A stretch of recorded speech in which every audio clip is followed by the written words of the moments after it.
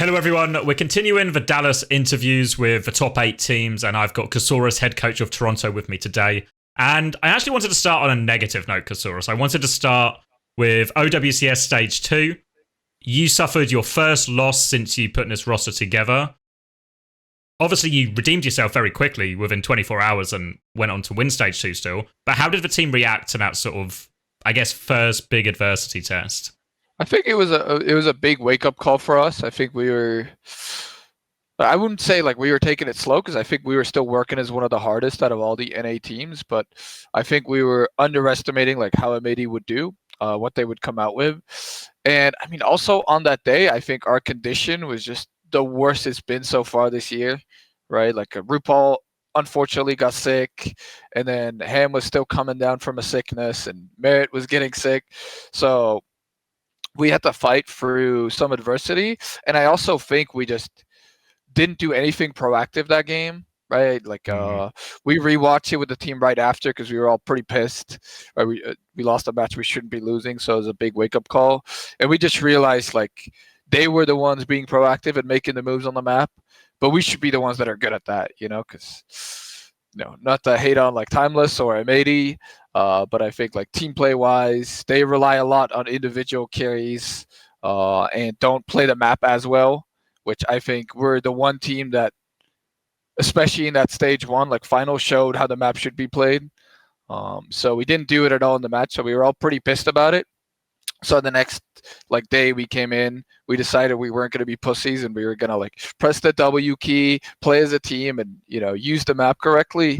We did. We lost one map on that New Queen Street due to like some unfortunate team fights, some battle usage. But I think overall we cleaned out our act. So between like bad condition and just shit team play, I think it was a real wake up call for us to, one, fix our condition on match days, and fix our sleep schedules, fix our eating habits, and two, to also make sure we don't underestimate anybody and we play more as a team and don't just rely on individual carries. And then as we move into this sort of like final week of Dallas preparation, has your preparation looked much different than it has for the rest of the year? Is there anything you're doing differently or focusing on more than you usually would? Yeah, so I'd say in NA, it would always come down to like we would play a comp and then every other team would copy. That hasn't been true recently because MAD's come out with some different stuff, right? They started playing the fair, they started doing other stuff. But I think in general, right, in NA, we were the one that were the pacemakers. I think now, very weirdly, every region plays something different, and even in the regions, like teams are playing something different. I feel like MAD now has their own colors. Europe, they kind of play the same stuff, but they have their own colors. They all play the brawl comps.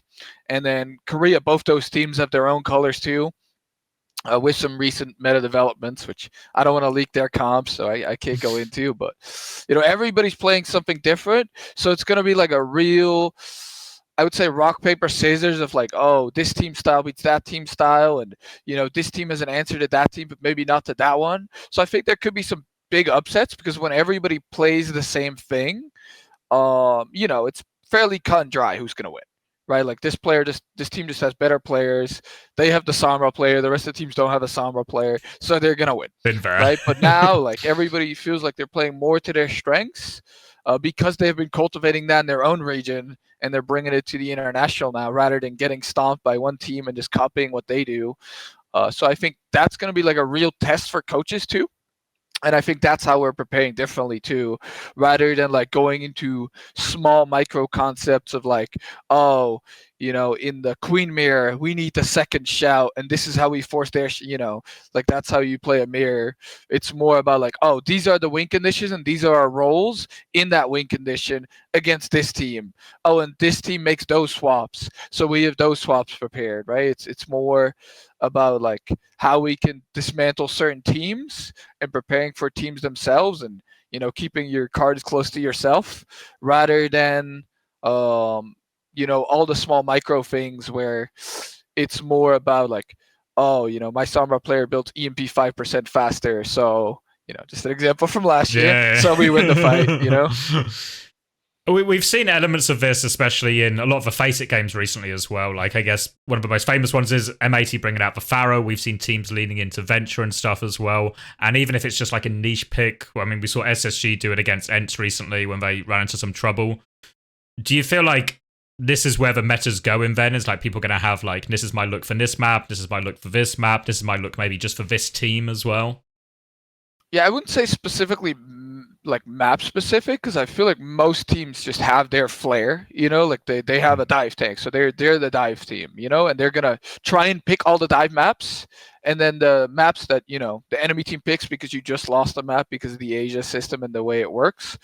I don't think they'll mirror as much, but I think it's more gonna be like, oh, these are our strong maps, so we'll pick those map picks. And I think, even if, let's say, Falcons against SSG and SSG win map 1, so Falcons go to Gibraltar because that's the dive map. So you take SSG out of their comfort zone. SSG's not suddenly going to dive mirror, right? Yeah. Like, maybe they will. I don't want to leave, but probably they're not going to dive mirror. I don't think that's a secret. So, you'll just see teams play to their styles more so than like, oh, this map we should play this and this map we should play that. I don't think there's many teams that are that flexible that they're going to play something different every map. I feel like it's more like, oh, this is our style, so we're going to pick the maps that are good for our style and hope and pray to RNG that the COF map, favors us. You won the lottery, yeah. For the people that don't know the system going in, it's going to be like a predetermined COF map until the losers bracket, which then the winners bracket like picks it. So you basically like RNG, oh, we're going to the semifinals and it's Ilios, which is predetermined. Oh crap, right? So if you're SSG, you really want your OWCS and your Antarctica, and you really don't want Busan and Ilios, How do you feel about that as well? Because I feel like there's been a good amount of talk about and a good amount of positive feedback for the Asia ban system in terms of letting the loser pick mode and map. But something that's come with this, maybe a bit more under the radar, is that predetermined map 1. Yeah. How do you feel about that? Because obviously for you and all the other teams, it's the biggest event of the year so far, and there's this element of randomness thrown in right in the start. And with the power of losers pick, it can really put you on the wrong, like a disadvantage for the entire series, necessarily, not just the first map itself. Yeah, the power of losers pick is really strong in this because there's also no map bans, right? So if you lose map 1, you pick map 2, highly likely you win that map because you get to play to your own style, right? And then they get to pick map 3, which highly likely they'll win that map because they're still, escorts and hybrids, and you can pick like very dive heavy or brawl heavy maps. So like getting off on the wrong foot is such a negative. So frankly, I don't like it at all, but I also don't have like a proposal of like this has to be better. I just feel like it's a little bit wrong that we are the first seed from NA, but we don't get anything for being first seed, I feel like maybe you put like the problem is the same seed rankings. Like, how do you rank number 1 Asia, number 1 EU, number 1 NA, right? And that's the problem that Face It League struggles with. It's like you can't do that because then, number 1 Asia against number 1 NA goes in the semifinals, us against Crazy Raccoons, for example. And who gets first map pick, right? There is no choice. So they just decided to predetermine all of it. But now it's just massive RNG, right? If we get Ilios against Crazy Raccoon in the second map, it's like such a bad map to start on because in stage 2, there was also no Ilios in our map pool, but there was Ilios in their map pool. Yeah. So, they had infinitely more practice on that map, right? But then if it's like Antarctica, we have infinitely more practice and it fits way more in our wheelhouse. So it just like, it's RNG, and I don't have like a better solution than that. Maybe they could do like a first map like ban system. Yeah, like a hybrid of both systems. You still eventually need someone to pick, but I don't know if I guess what they could have done is done 5 maps. I'm only just thinking of this now, but they do 5 COF maps, and then you just ban until there's 1 left. Right. I feel like that might because that might be good. I feel like how a lot of other tournaments and other games get around this system is there's normally some kind of seeding tournament or some kind of round robin beforehand So then once you go into the knockout bracket, you just have seeding, and then it's just obvious who gets the map picks and who gets to start and all of this. Right. The only problem with that is I think, in this whole tournament, there's a lot of dive teams against brawl teams, right? Yeah. So both teams will just ban the extremes, right? One team will ban Helios, the other will ban Antarctica, and then you'll just end up on one map for almost all the matches, right? Which I don't know what's preferable, right? It would even the playground more, I think. So maybe that's preferable. But from a viewer's perspective, you do want to see multiple maps played. So there is no perfect thing, but I would have liked to see a little bit less RNG on the first map pick. I guess you could have even just done a ban each and then just do some kind of flip a coin type thing between the two remaining maps. And at least everyone has a little bit of input then in terms of which map you get. And it should mean hopefully you also get at least a little bit of variety. Yeah. Do you think this type of ban system you talked about it being positive in terms of there's a lot more comeback potential, it's good for the viewers. Do you think it's good for Toronto? I think we're one of the most flexible teams. So even if teams go to really strong brawl maps or really strong dive maps, I think we have an answer to every map. So actually not having bans, I'd say is good for us because I don't think there's any map we're terrible at, right? Like some teams you can point out oh, that's such an obvious flaw we can abuse. I don't think there's any obvious flaws you can abuse in our playstyle. And I think we can abuse that against teams as well. Not going into too much detail, of course, but I'd say not having the way bans lead into things, it's extremes get banned usually, right? Yeah. Probably if you are getting bans and you've got, your SSG, to keep using SSG, right? Your SSG against your Falcons in round 2, which is probably going to happen. Let's be honest. One team would ban Gibraltar, the other team would ban Havana, and then you'd end up with the last 2 maps, which are more middle to pack maps. So I'd say it more favors non-flexible teams, right? I feel like having the ban system favors non-flexible teams because you always end up on those middle ground maps where you can kind of play both styles, right? And then I think having this system makes it so it really favors the flexible teams that can play everything. And I think there's also the interesting things of do you pick away strong map modes, like the escort map mode, which has the most variety, which might not be your best map, or do you pick your best map and just try to swing the momentum, right? And this is also something we saw in the Falcons against Crazy Raccoon finals, where Falcons was picking escort, hybrid, push in order, which is the theoretical best, and Crazy Raccoons, they lost the map and they said, fuck it, we're going Flashpoint, which it should be an interesting pick, but they won that map and they turned the series around. So I'd say there's a couple interesting things. Of course, we didn't get the practicing officials on this mode, which is a little bit of an advantage for the Asia teams, but I'd say it's fairly straightforward. It's not something you need to play 100 hours on to finally figure it out. Right? I think it's more of a theoretical puzzle you can solve. Yeah, I think there's just there's a few different approaches you can take. Whether, like you said, you just take the default. This is our best map. We're just going to our best map. We're going to start winning and then just try and ride that confidence through whatever comes next.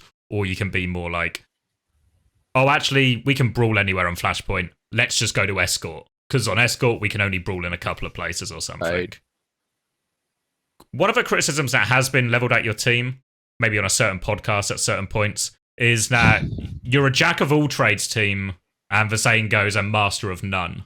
So then you might run into situations where you're quite happy to play dive, but then you run into Crazy Raccoons and they're a level above. Or then you are quite happy to play brawl, but then you run into an SSG and you hit the same problem. Do you think that's a fair criticism of your team? Yeah, I definitely say so. I think, with the flexibility we've shown and how much, we can bring out counters to enemy teams. Of course, there's not that refinery of one comp. I mean, at the same time, how are you going to beat an SSG who've been brawl mirroring ends like every single day, every single scrim block, and those are probably the best of all teams? And how are you going to beat a Crazy Raccoons, which the top 6 teams are probably better at dive there than any team in America, right? So I think there's definitely a criticism of, because we're so flexible and because we try to figure out how to best win and how to bring out counters. We might not be better than Crazy Raccoon at dive, or we're not going to be better at SSG than brawl. But I think we'll figure out, our own style in all of that to, not bring any illusions into our head. I don't think we're going to win against Crazy Raccoon and Gibraltar, Echo Tracer Mirror, right? Let's be honest. But I do think we have our own distinct style, which I can't give away too much about, of course, that will catch a lot of teams off guard too, that we are the best at. And I wanted to ask a little bit about scrims as well, because I know you can't give me the details, but the Korean teams have been over for a little bit, which means actually, I think most of the teams going to Dallas have all kind of scrimmed against each other a little bit. Some people very much come in with the idea that the Korean teams are going to come over and it's just going to be like Overwatch League again. They're gonna win everything. They're going to blow the other teams out of the water. You've since had a chance to play in these teams. I think both of them, maybe. Do you feel more confident since scrimming them, or less confident than you were beforehand about beating the Koreans? I definitely say, we were always pretty confident because we think we could win against any team, but I think we're definitely more confident. I think one thing that's really realistic about any Korean team is in scrims they're always shit. To be honest, this is one thing people don't realize. But Atlanta Reign last year, in Samba Tracer meta, actually they were not that good at scrims, and even with Toronto Defiant, we go even with them a lot, right? But it's because they were just more undisciplined. They'd have more random deaths and they do stuff wrong. And but in match, these teams lock in really hard. So I think, us beating them in scrims or them beating us in scrims, it honestly doesn't matter that much, because I think compared to last year and just in general, right now we're much more of a match team than we are a scrim team. And I think last year was kind of the opposite, right? And I think the same is to be said for these Korean teams coming in. I think they came in, they have a jet lag, right? They're playing from a new environment. We're playing from, our practice facility still. So I think except for the concepts we're bringing out and that they're bringing out, I think you can't put anything up to performance. But I think, we've always been confident we can do good against them. And I wanted to ask a little bit, because for basically the team's entire existence, you've been not just the top dog, but the expected top dog. So you very much have the mentality of that winner, or we can always come back. Do you need a different mentality when you're going up against now, maybe with the exception of your first game, all your games are probably going to be up against someone who's an elite level competitor from their region? Do you need a different mindset than maybe you would in your approach so far? I think we're much more happy to have an underdog mindset, right? We're not coming into this tournament it's going to be easy, in DNA tournament. I'll be on the second stage. We were winning scrims so easily and so hard. We kind of let it slip. Now we're I feel we're getting so much pushback now that it's actually become really competitive. And I feel being able to come in with more of an underdog mindset, where we're we're not expected to win 100%, and if we even lose a map, people are gonna shout out at us we're dog shit. I was watching, the Uncoachable podcast, some podcast that somebody might be doing out there, and I hear it's good. People were saying we thought Toronto would be better when we 4-0'd one finals and we 4-1 the other finals. Right, so I don't know how the expectation can be any higher. I guess it's from scrims. Right, but like I said, I think we're much more of a match team this year, so we'll have to show that on the big stage. And I think when the chips are down there, I think being able to have an underdog mindset and coming in and being oh, these guys have 5 Koreans, we only have 2 Koreans, so they should probably be winning, right? I think that takes some of the edge out of it too. Right, I feel when you're so expected to win and that people aren't even expecting you to drop a map, it actually starts hurting you negatively and it becomes kind of too real, right? I'd say Yeah.